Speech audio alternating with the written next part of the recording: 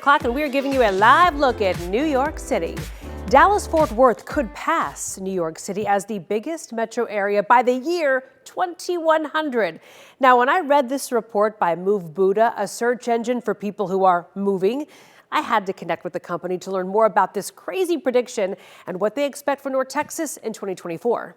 We estimate, based on the growth rates from 2010 to 2020, that if we were to extrapolate that out to 2100, that the Dallas-Fort Worth Metroplex would have close to 34 million people living there by the year 2100.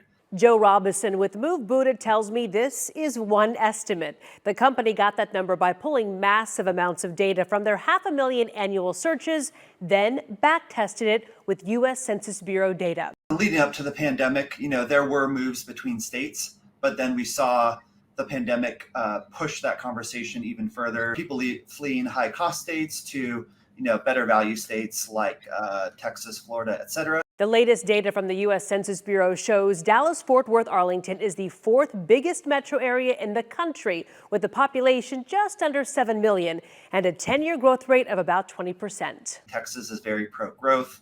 As we've seen, current and past Texas governors have personally invited companies from California and other states to move their headquarters to Texas with incentives and support from the government.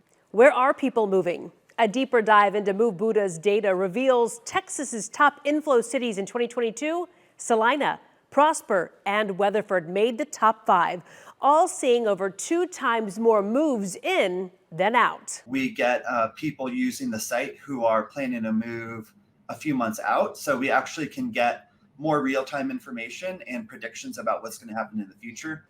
The study comes with an obvious caveat. No one is sure what the future looks like in terms of population growth.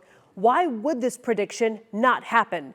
Well, infrastructure limitations like water availability, policy decisions that could alter our state's business climate or change immigration. While moveBuddha's report suggests the number of migrations is slowing due to higher mortgage interest rates, destinations are still following similar patterns.